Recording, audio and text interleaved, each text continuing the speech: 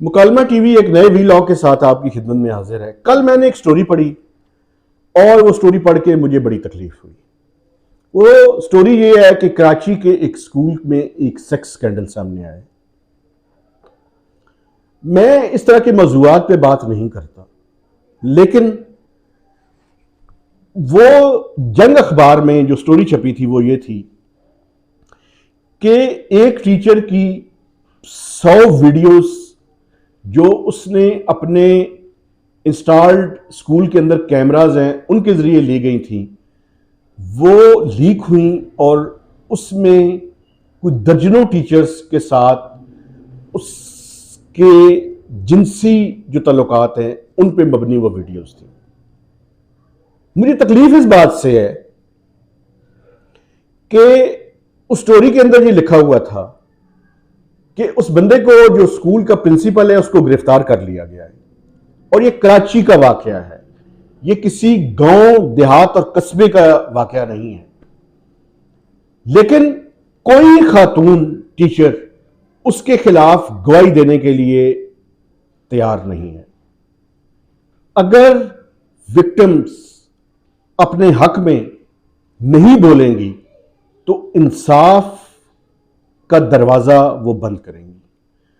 और यह बड़ी ज्यादती है कि विक्टिम्स इस तरह के मुआशरे में जिसमें हम रहते हैं वहां पे इतनी स्पेस भी नहीं है उनके पास कि वो अदालतों के सामने या पुलिस के इन्वेस्टिगेटर्स के सामने पेश हों और अपने हक में बात कर सकें। यह पूरे के पूरे मुआशरे के ऊपर दबा है, एक लानत है।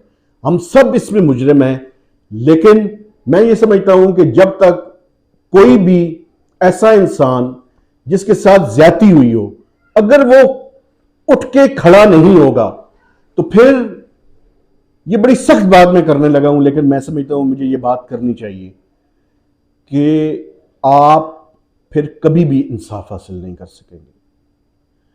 और वो जो परपेट्रेटर्स है, परपेचुएट करने वाला है वो जुल्म, वो आइंदा वापस आकर उससे ज्यादा बड़ा जुल्म करेगा, क्योंकि उसको पता है कि इस मुल्क के निजाम इंसाफ में उसको कोई सजा नहीं होगी।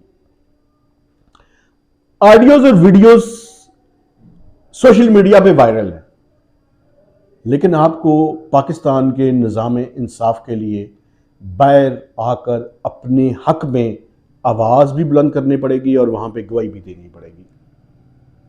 आप जब तक गवाही नहीं देंगी उस टाइम तक वो जो जालिम है, जो आपकी मर्जी के खिलाफ आपको हाथ लगाता रहा है, उसके साथ कभी भी उसको सजा नहीं हो सकेगी।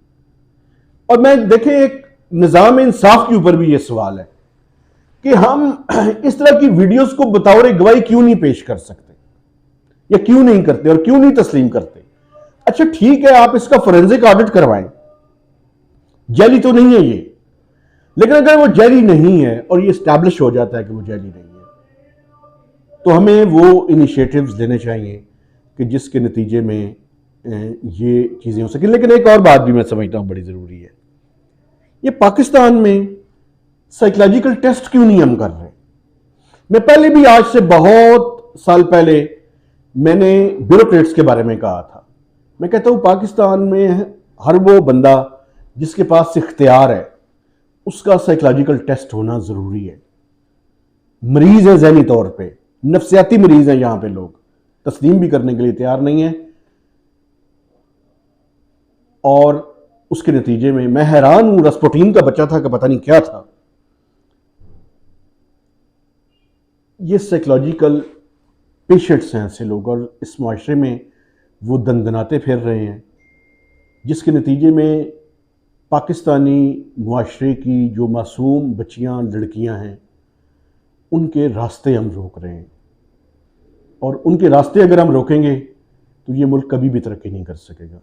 मैं आज भी ये समझता हूं और पूरी ईमानदारी के साथ समझता हूं कि अगर पाकिस्तान में ख्वातीन को इख्तियार देना है हमने, तो उनकी एजुकेशन को बेहतर करना पड़ेगा, उन्हें फाइनेंशियली एम्पावर करना पड़ेगा। जब ये दो चीजें आ जाएंगी ये मुआशरा तब्दील हो जाएगा। हम मर्द इस मुआशरे में कोई अच्छी तब्दीली लाने में नाकाम रहे हैं। आएँ अपनी ख़वातीन को एम्पावर करें, शायद वो इस मुल्क को किसी बेहतर डगर पर ले जा सके। मर्द तो हम नहीं कर सके ये काम, बल्कि हमने तो कवाम को बर्बाद किया है, इंस्टीट्यूशंस को बर्बाद कर दिया है, हर तरह के इंस्टीट्यूशंस को बर्बाद कर दिए। आएँ अपनी ख़वातीन को एम्पावर करें। मेहताब हैदर को नए वीलॉग तक इजाज़त दीजिए। खुदा हाफ़िज़।